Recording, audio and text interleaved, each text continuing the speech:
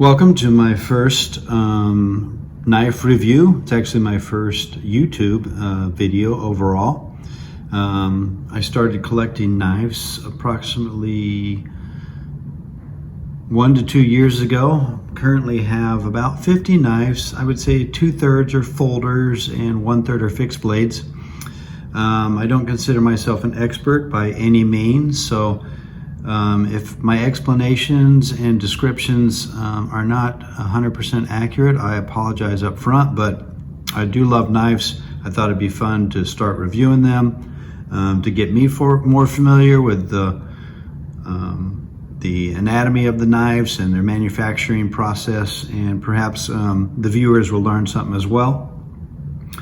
So the first knife that I'm going to review today, the only knife I'm reviewing today, is this knife made by Spartan Blades. It's a limited edition, so only a select number were manufactured, and this was in 2021. So I'm not reviewing this because it's the newest knife that's out, but it was one that I recently acquired.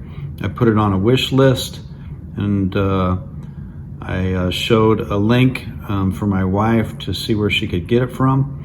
It was purchased from a knife dealer here in Arizona, in Mesa, Arizona, called Monkey's Edge, and you can see the knives that they sell on their website. But since they're local, my wife went down and picked it up for me. I believe it was for Christmas. A little bit about Spartan Blades.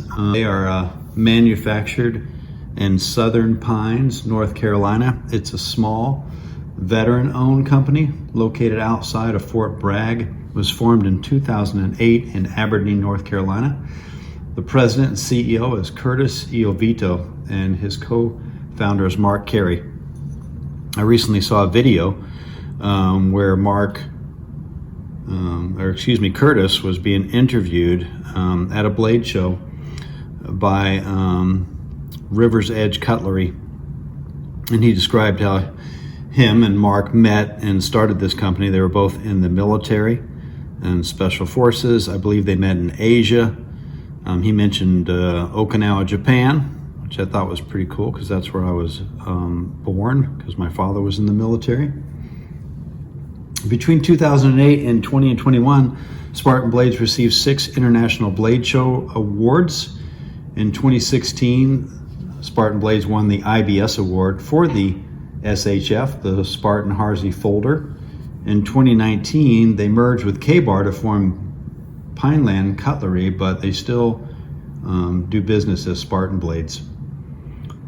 I like their website. They have 5-star reviews on there.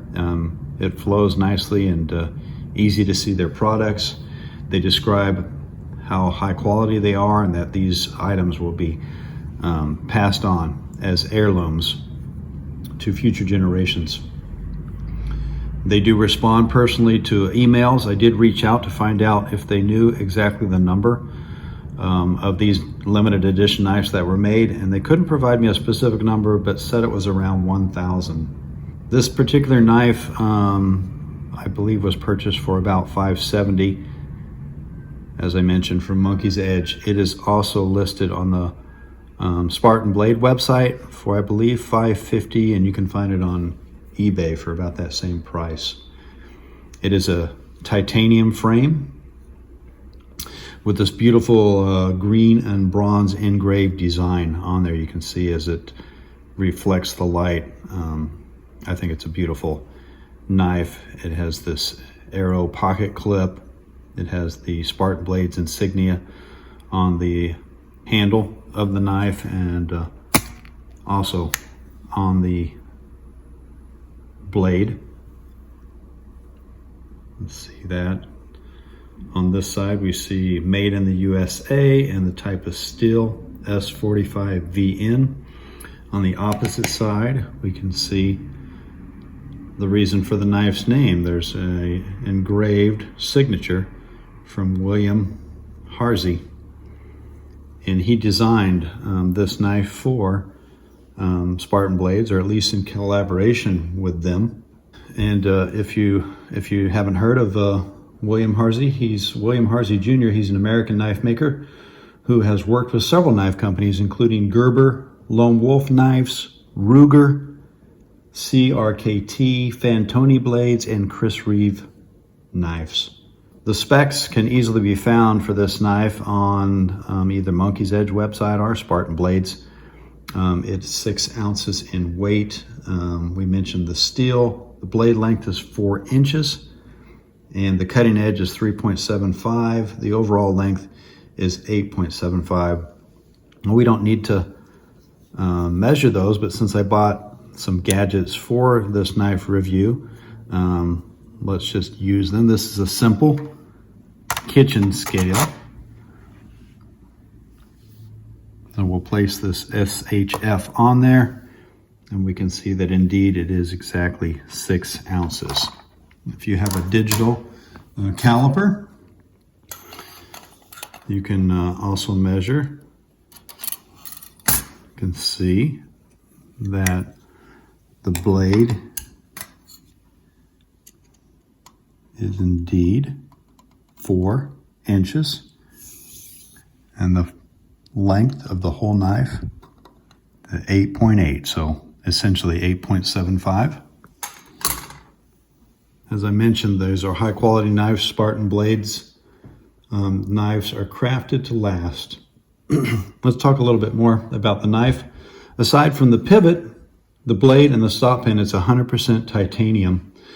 The blade is stone washed, and what that means is they tumble it in a drum or another device that rolls over and over with abrasive products inside, such as porcelain or ceramic, and it gives a finish that we call a stonewash finish. And what that does is it decreases the sheen or the mirroring, and it helps to hide scratches and dents that may occur over the use of time. So it's a very popular method of blade finish. I think it's subtle on this blade because you can still see pretty good reflection there, but it's felt to add a quality to the blade.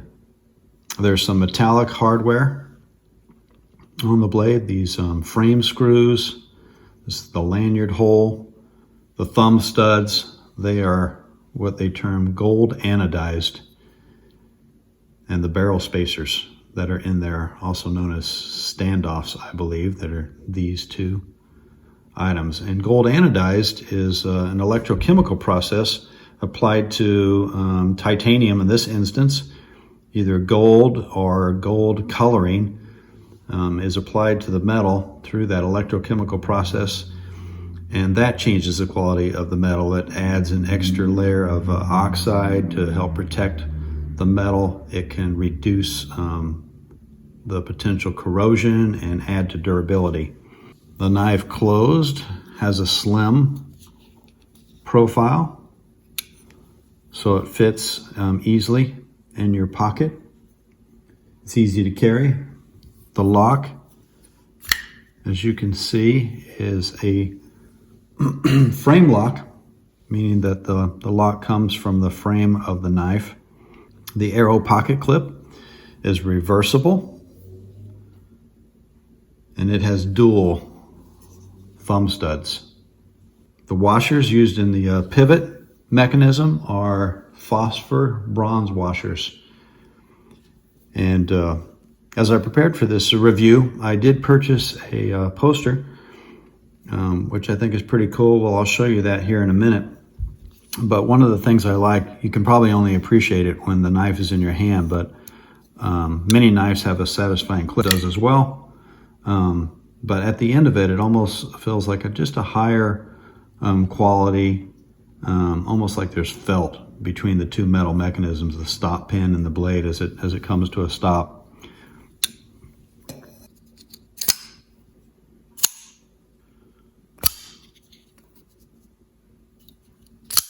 So as you can see, all of these flippers snap open with a satisfying click, but the Spartan Harsey Folder, I think, I liken it unto, if you've ever purchased electronic equipment, throughout your life, you'll note from the feel of the buttons and the knobs that you can sometimes just tell from lesser quality to higher quality, just the feel in the knobs and the buttons when they push them, the quality. And I think that is shown in this Spartan Harsey folder.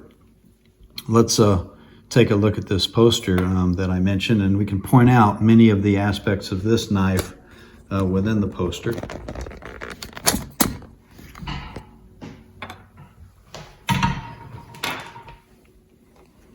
So it's called A Modern Guide to Knives, Our Oldest Tool by Ben Peterson. I just got it off of Amazon. I don't think it was very expensive at all. I love on the top of the poster, it shows in chronologic order dates of things that have occurred through the knife industry and manufacturing over time. The first one's from 1.4 million years ago. You go down to 1981. We can see there's a mention of Spyderco. Spyderco releases the first knife with a pocket clip. And it goes on down to a mention in 2022. So I think that's pretty cool. You can see that it shows different types of knives, different types of blade shapes, some anatomy of the knife. It gives sharpening and honing, recommendations and maintenance recommendations. So we can see with this Spartan Harsey folder that this knife is a drop point blade. We can see the clip on the back has a position. They would term this position tip up right. When it's in your pocket, the tip is up, and on the right, if it's in your front pocket, that they show different tip mentioned. They mention in here that tip down carriers are shunned. I'm not sure why. We see my Spyderco knife is tipped down, this configuration. Tip down knife, which I think is a good quality knife, but according to this poster, that is not as popular. We can see the titanium on here. They show different finishes. We can see the stone wash on there, the type of screws that are used, different parts of the knife. We're showing the common blade steels, and we can see the S45VN under the high end, and how those qualities will show you edge retention, corrosion resistance, and toughness. The locking mechanism of this knife, as I mentioned, is a frame lock. And I had to look at these two, liner lock and frame lock, a little closely to kind of see the difference. They talk about which knife maker was instrumental in both of these. Michael Walker for the liner lock and Chris Reeves for the frame lock. Frame locks are made from titanium and stainless steel. If we look at two knives in comparison, side by side, you can see here's the SHF with the frame lock. And this knife has a liner, the liner lock. So you can see the difference between they both work similarly, having to push the lock mechanism to the outside to release the blade. You can see a little tiny silver ball on the liner lock called the detent ball. And you push that to the side, and you can feel it slipping over that little ball as it closes. Same thing for this one. There's a detent ball as it describes in this picture.